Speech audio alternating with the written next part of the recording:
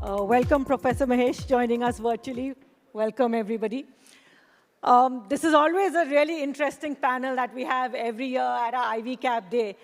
It's amazing the impact, we had some numbers on board that the IIT and IIM ecosystem has had. Today, I'm going to switch it around a little bit, and I actually want to challenge our panelists here in the sense that, we obviously have had an impact on the ecosystem. But really, my questions to them today are going to be around what our IIT IIM alumni ecosystem and our institutes are going to do to really propel our India startup ecosystem to be a global leader, not just number 3 in the world, but take it to number 1. And how are we, as an ecosystem, going to do that? So welcome again. Just to start off, I'd like to address a quick 90-second question to all our panelists, starting with you, Professor Contractor. What is the one thing impact you have seen the IIT-IIM ecosystem make on the Indian startup ecosystem till today? One thing that comes to mind. I mean, it's not difficult for me to, it's there for everyone to see. IvyCap is probably one of the biggest impact which we are seeing here, which is a result of the IIT IIM system. Right now, I think the fashionable thing among the students who are joining the institute is to become entrepreneurs. And one of our most popular courses is the entrepreneurship course offered by Center for Entrepreneurship. So I think it is something which young students are aspiring to. So making that a popular choice for people. Yes. Professor Misra? Yeah, I think it's I strongly feel that the ecosystem of the IIT, the learning, teaching system, the way we give them, the students, the freedom to do projects, and then having set up incubators in the IITs is what has made the major difference. One more thing which has helped is some of the entrepreneurs in the mid-70s who started companies abroad, that had a rolling effect on the subsequent generations. So you won't see many startups before that time, but after that, a huge number. Professor Mahesh? Thank you, Anju, and I want to start by apologizing that I'm not there in person. Vikram, Ashish, and Anju, sorry about that. But quickly to answer your question, I think one of the biggest strengths of the IIT brand is the network that is built while they are still students at IIT. So very often you find the co-founder network from within plus minus 3 years of your graduation. You find your employees number 1, 2, 3, 4, 10 in that group. There's a huge power to the network itself, and that is outside the classroom, outside of whatever is academically intended.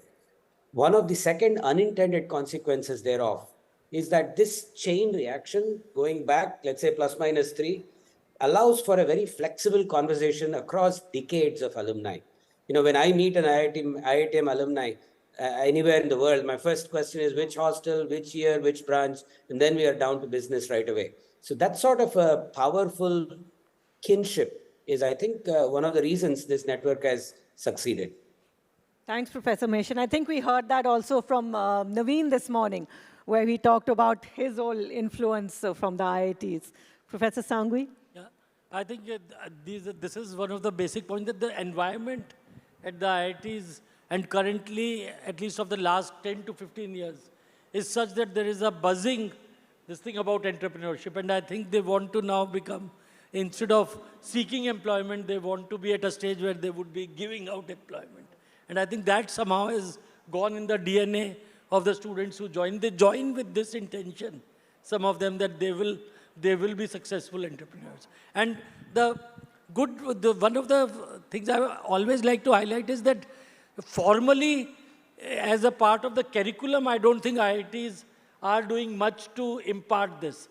It is coming out as just because of the environment. And maybe that's where some more needs to be done. Yeah. I think you will give us, we've been talking about IITs, but let's not forget our IIMs. So, Subhrangshu. Yeah.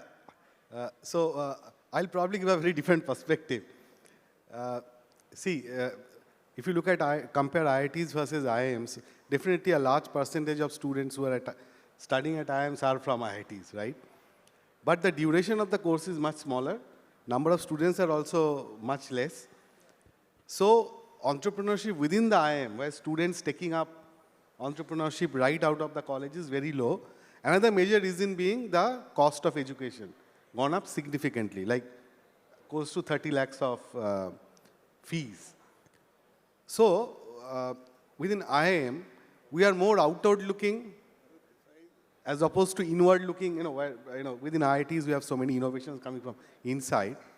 And we are more trying to focus on how to trigger entrepreneurship movement in the unserved or underserved regions of the country with support of our alums. And later on, I might share some stories given some time. Great. Let's now kind of look forward. I'll start with you, Professor Misra. What are you seeing as changing to kind of take us to the next level and really give the Indian startup ecosystem its next boost? What do you see coming out of our IITs and IIMs? So I'll talk about the IITs that don't know that much about the IIMs. Is that, as I mentioned, the faculty also is now a little bit tuned towards entrepreneurship. So several startups that have come, at least at Bombay and Delhi that I know, have been jointly started by a student and his or her mentor and professor.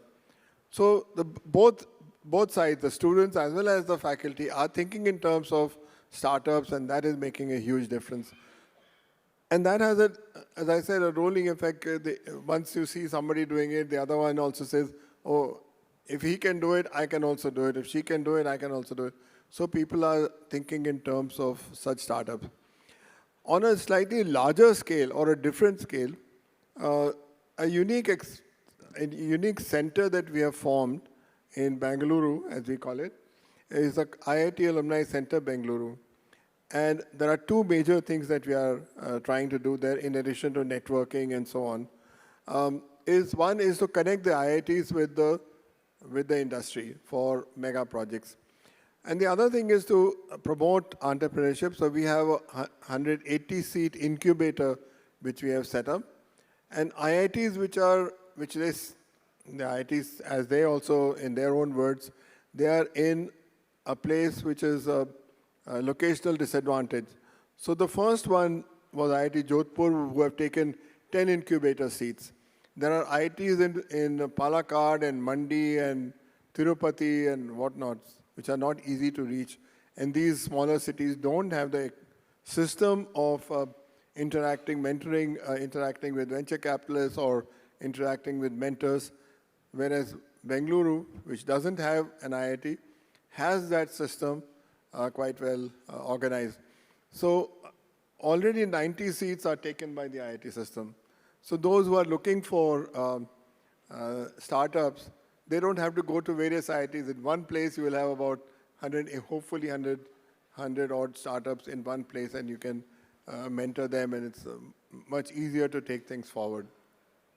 So this is what we are looking at. And the other thing, I'll just take half a minute more. The other thing which I have a feedback from bigger companies, and I won't name them, but bigger companies where IITians used to join and would aspire to take a job.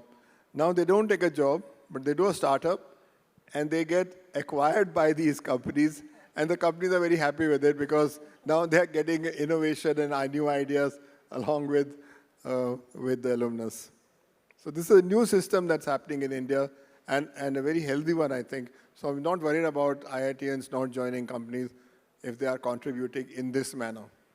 That's an interesting byproduct. And I think you raised something really important about the inclusivity, giving access to people who don't have the resources. So actually linked to that, Subhrangshu, I know you are a big proponent of that, and how one of the big things in terms of moving forward, how to increase the inclusiveness. So would love to hear a little bit about, what your approach there is to how to increase how startups are getting access to some of these resources, make them part of this ecosystem.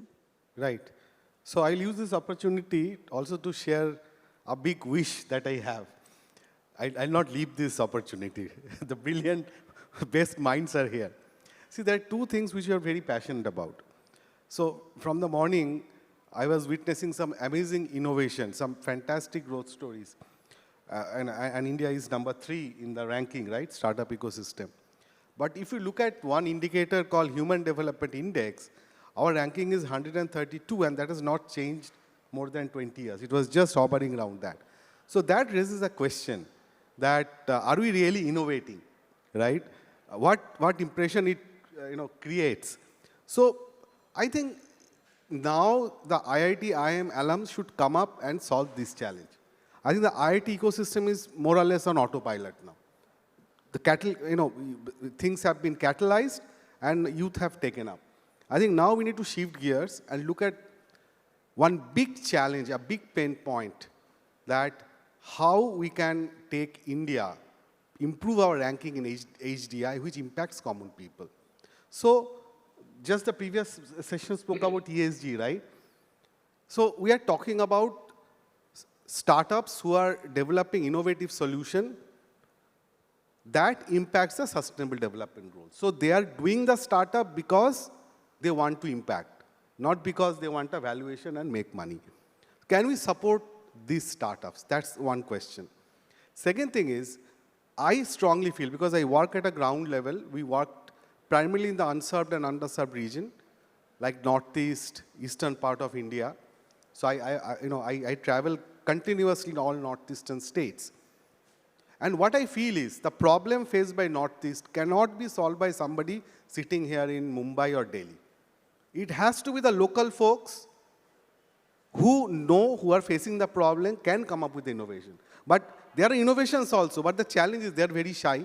They are not motivated, and every time they say, sir, I don't think I have any chance because funders prefer IITs and IIMs, and I don't have that background. I think we need to break that mindset, Anju. And like IPL has changed the game, right? Yeah. Now you see so many people coming out from tier 2, tier 3 cities, various castes, various economic background. My appeal to all of you, let us play the IPL for startups. Thank you, Subhrangshu. We focus a lot on, the successes, but we also, obviously, an inherent nature of the startup ecosystem is failures. Professor Contractor, you've raised in the past an interesting question. Some of these failures are avoidable, due to lack of governance or ethics. So what can we be doing, in that? Are we doing something? Are we teaching these people? Or what should we be doing to kind of control that aspect of it? Yeah, unfortunately, in the programs that we have at present, there's absolutely no, sort of time given to this. And in fact, entrepreneurs are encouraged to be disruptive. And as a result, we find a lot of them, are very flippant about compliance and governance. And these are the things which can finally lead to implosion. I mean, as we are seeing with some of our, big success stories. So I think this is also something where a role the IIT, training system should place. The other day, as Ashok was saying, we believe everybody is ethical, but, they may be ethical, but the pressures of investors and the marketplace can be such that, people lose their sight. So I think it's important to, tell the budding entrepreneurs about these kind of pitfalls. Just a quick second. Recently, I came across a report, reporting, some of you may have seen, in Sweden or Denmark, I forget, there is a museum of failed startups. I highly encourage all of you to go take a look at it, and they'll tell you what happened. Interesting. We've been talking a lot today about new technologies, disruptive technologies, ChatGPT. Professor Mahesh, you've brought up that, we as an ecosystem need to be paying more attention to kind of risky ideas. Our investors are not willing to kind of jump in earlier enough and look at ideas that are risky, whereas we're doing that in countries like, the US. Would love to hear, what your thoughts are on that, where we are, what can we be doing here? What are we not doing enough of? I think when we say we are third in the world in startup ecosystem or we are fifth in GDP, we are missing one crucial fact. The actual scale of activity, whether it is the number of startups or the valuation of the startups, number of companies that are sort of in the mix, is something that we need to be aware of, and the quality of the ideas, the sort of the problem that they are attempting to crack, and what sort of a game changer it would be if it should it succeed. I think I'll take a recent example. There's about 10 years ago, there was a data warehousing company that got started in the Bay Area called Snowflake. I'm sure many of us are now either users or know of it. There's a competitor to Snowflake called Databricks. These are all companies that started around the world of data science and data warehousing. When I saw Databricks recently raised a round of funding, and I got thinking to myself, why is it that India isn't producing one of these companies? And when you go one level deeper, there are two main reasons. One is the quality of the founding team. The founding team of all of these companies, typically the ones that are like pursuing the riskier ideas, sort of know what they're doing. They are industry veterans. They're not young students going after a dream. Okay, let's be very non-romantic about that part. The second reason I think these ideas are not really emerging in large numbers in India is because the capital available for an idea to mature over a 5 or 6 year period.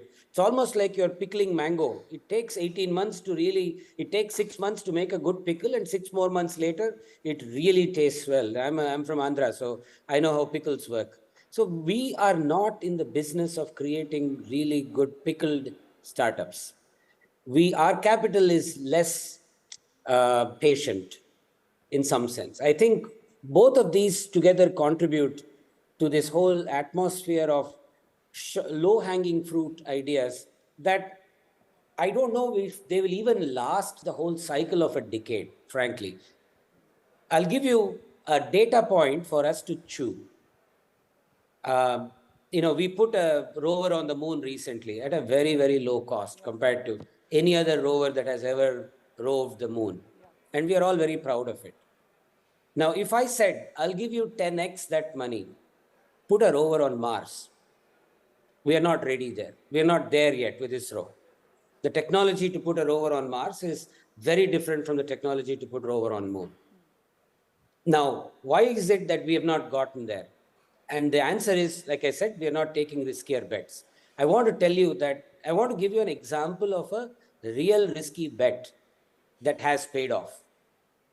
In the year 1959, when IIT Madras was sort of conceptualized, the detailed project report of IIT Madras on that day proposed an expenditure of 7.3 crores from the government's exchequer to develop this piece of land into an institution. That year, government's entire tax collection was 724 crores. So we're talking 1% of the entire tax collection of the country being bet on one institution in the south. IIT Kharagpur was actually worse. If you did the numbers for 1951, it was almost 1.8% of that year's revenue being bet. I wonder which company out there in India today is willing to bet 1% of their revenue on one idea and hold on for a decade or so for it to pan out. That is the sort of bet we are talking about that the governments made in the 50s to see IITs that they are today. And clearly these are global brands. So I want to point out that unless we take such real heavy, risky bets, we will not see the light of day in this technology battle. This is a long drawn battle. When you say ChatGPT, it was a 10-year development process. You take new materials that are going into the stealth bombers or the Joint Strike Fighter that the US developed and unfolded recently, a couple of years ago. These are all very long drawn out problems that need patient capital, and governments alone cannot be the ones funding these projects. I think we all need to embrace the idea of patient, risky capital. Thank you, Professor Mahesh. So that's a challenge out there to all our investors. let's see, hopefully that becomes food for thought. Again, just talking about the ideas that get to fruition or fail early on. I mean, Professor Sanghi, you've raised this, that a lot of times you see ideas that just don't make it beyond kind of the research level. We keep talking about why aren't there more deep tech ideas? Why isn't more innovation coming out? Where is that gap that is still there? Well, one of the places where I really see the gap is the journey from proof of concept to a product. Because a lot of ideas which get developed at IIT are at the level of a proof of concept. And some of the students get very excited about it, and they think that this is the product, and they think they are ready to go to the market. And what they don't realize is that there is a big gap between the product and the proof of concept. And I think this is where they need the mentorship of either experienced people or maybe people like IvyTech and other mentor group, their alumni, and maybe in some sense the institutes can also help here. Yeah. So this is one thing which definitely I think needs to be taken care of if we want more and more successful. The other thing is that the deep tech products coming out of IITs are very few. Most of them seem to be just service companies rather than deep tech companies. And very true. For that, I think those ideas have to come from the research, not at an undergraduate level. And at least at IIT Delhi, we did try to encourage a lot of this deep tech, at least if the products coming out from the PhD thesis. Yeah. If there is a product type of thing, if that can be encouraged. And I think there we need to put a lot more focus. Thank you, Professor Sanghi. Another area, that I was interested when I saw the numbers. There is so much funding that is coming, and it's grown over the past few years for startups. But there is such a large percentage of it that comes from outside India, not like, from within Indian sources. So, and I know both of you has raised this, Professor Mahesh, Professor Misra. Where do you see some of these sources coming up now? Do you see a growth in that? How can we grow that? How do we pull more Indian money into kind of investing in startups? Well, a lot of Indian money is coming in Indian startups. So let's take an example of, when he's talking about deep tech and so on, there's a company called Skyroot, which has put a rocket in the space. If somebody was to ask me 3 or 5 years ago that would there be a startup which will have a rocket going in this way, I said, no. ISRO is the only one capable of it. It's been proven wrong. There are 2 companies who are working in this space. You look at Ola, it started as a cab hailer and cab aggregator, whatever you call it. Now it has the largest electric scooter manufacturing under one roof, as I believe, at least in Asia and probably in the world, employing only women engineers. The whole supply chain is only women. So these things are happening in India, and I'm very proud of them. Lots of other great ideas are coming. Some of the startups are nice, simplistic, but making a lot of difference. However, having said this, India, as was mentioned by Naveen Tiwari in the morning, it's one of the fastest growing and has grown in the digital world. The way we do e-payment, Digi-Yatra, Digi-Locker, this, that, unthinkable even a year ago. This Digi-Yatra is so nicely done and so on. But can we go to the next level? As he said, can we make softwares and things like that? We haven't seen an equivalent of Facebook, an equivalent of, although I don't use Facebook, so that's a different matter. but ChatGPT, something of that nature, we have to actually think in terms of having an absolutely out-of-the-box thinking and make that product. This is what we need to do. And I think money is available. Money is not in short supply. There are investors within India, and things can happen. And the other thing is there's applying back. The people who are making money, like the Olas and so on, have money to invest in other startups. So this ecosystem is actually growing very fast, I think. Anything you'd add, Professor Mahesh? I think the key point is there is money. I've heard this time and again. My only point is there money that can wait 10 years? I think what we need is a product, and I don't know if there is a regulatory angle to this, but a product that is a hybrid between a PE and a VC fund. You know, I've now been with IvyCap. I've seen sort of gotten an inside view of how a VC fund works for some time. There's a start date and an end date to every fund, and that's not good for patience as a trait for the capital. PE fund, on the other hand, does not have an end date. They can sort of go in there and sort of wait it out. Maybe India needs one of these sort of more longer term view to VC funds. I don't know how one would structure it, but I see that as a need. The second point I want to quickly make, Anju, is I mentor a startup in the Bay Area in a technical space that I'm conversant with. And, these were two co-founders that resigned from Qualcomm. They knew their business well. They were not novices. They just walked in with a slide deck and walked out with a 10 million angel check. And that did wonders to what they could do downstream. You know, the idea of validated co-founders getting a sizable angel investment to go with their idea is something I think I've not seen anything of that order of magnitude in India. If somebody is there that knows of deals of this size, I would be very happy and thrilled to know that that the memo has reached India. That's another angle that I wish we were able to pursue more. Very interesting. Let me ask one more question of the couple of panelists, because I do want to leave some time for the audience to, have some questions. This has been a really interesting discussion. So, Professor Contractor, Subhrangshu, Professor Sanghi, do you think the IITs and IIMs, I mean, they're doing a lot individually. Are we missing some opportunities from collaboration between them? And what do we really need to do? Because I think yes. So what can we do to get these institutes of ours collaborating more and really pooling their resources? Because I think that push is really needed. Professor Contractor?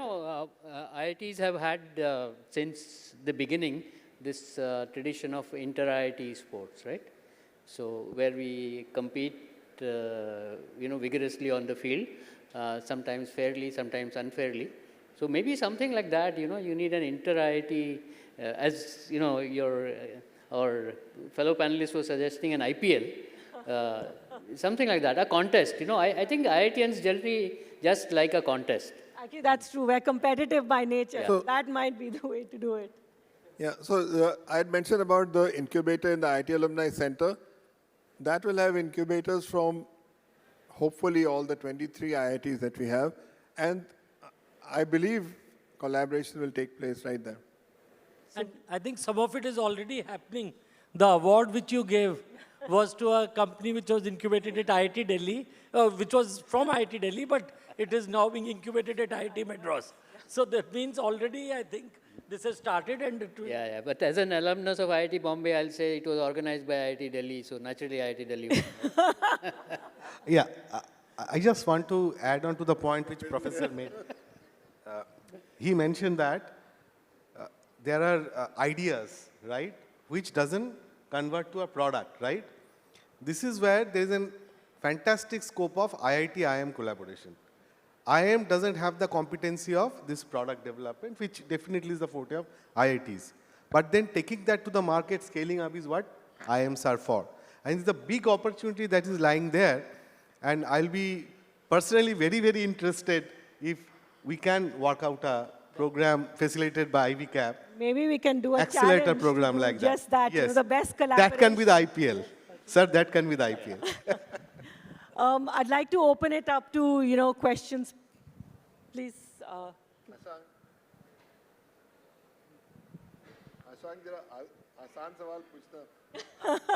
Please, can we have a mic? Yeah. आसान सवाल पूछना. Exam नहीं है. सवाल नहीं पूछ रहा हूँ. Actually, I'm making a comment, if I may. There was this question on IIT not coming out with high-tech products and things like that. I, as one of the early founder members of Sign, would like to make comment that we in IIT Bombay made an effort that we will make faculty entrepreneurs. And 20% of our Sign incubated company have a faculty involvement in it, I would like to say, one. Number two, we have now started these PhDs, particularly enrolling PhDs. I think you were making that point about PhDs getting involved. So we are making a very focused effort to get these PhD guys to get into this deep tech and so on, because graduate, postgraduate may have a difficulty. So those are two things which are happening in IIT, I'm saying, for the larger audience. And I'm sure someday ServiceNow or Databricks will definitely happen, Professor Mahesh. Why it is not happening is a long question. I'm from IT industry, so I can give a lecture on it. But one question you should ask is why it happens only in US, and even in US, why it happens in Silicon Valley. So there are some enablers there which we don't have. We may have a talent, but there is an ecosystem which is missing. There's a market which is missing. That's not an excuse for Indian IT industry, but that's a fact. So let's be clear, SAP will happen in Germany. It didn't happen somewhere UK. There are reasons behind it. There's an industrial research on that and so on. So I'll just stop here. I'm not asking questions, so I better keep quiet. But I'll also make a comment. One of the early companies which made an impact in the parking system in the central London was Mastech, and all that was developed by Ashank Desai. In fact, he was in a cab once, and the cab driver was appreciating what was happening, and he said, "I am the founder of Mastech," and he wouldn't charge him any taxi fare. I know. I would add one thought, Anju, about Mastech particularly. I think Mastech was one of a kind company. I had a chance to visit their Chennai office. They invited me for one of their events. And the team there showed me that anybody coming into the UK at the immigration, there's a whole process they go through with facial recognition and all of that. That entire product is powered by Mastech. So I asked them, what would it have costed for you to have a little scroller at the bottom that says, this product powered by Mastech, visible to every person coming into the UK? And I said, I was just thinking aloud, maybe it was worth sacrificing revenue to have that scrolling at the bottom, because that is sort of what powers visibility and powers this whole innovation around. Very true. Around India, maybe. But Ashank, I just want to congratulate you for a wonderful company. Thanks. I'll try next time your idea, I think. Thank you. Thank you so much to our panelists. Thank you, Professor Mahesh. I think okay, one question, please. Can you get a mic, please?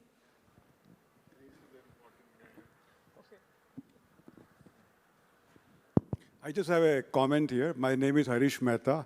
Like Ashank, I'm one of the co-founder of NASCOM. This question being asked continuously about why IT industry is not into the product game. My answer is a little different. I say, somebody who is running airline, do you ask them, why are you not making aircraft? These are two completely different games. So I don't think having an expectation from the IT industry to do product, probably, because unless you create companies have tried different ways of subsidiaries and whatnot, but it's still the mindset will not change, the cultural mindset that is there. So we need to come up with different solutions to succeed in the product game. Fair point. Thank you so much, sir. I'd like to thank all our panelists for taking the time, sharing their ideas. Thank you, Professor Mahesh, for joining us virtually. Thank you so much. Thank you, everyone, for an amazing discussion. Actually, I can't say you all were discussing. You all were definitely igniting a movement. It's important to build aspirations to becoming successful entrepreneurs right in the beginning.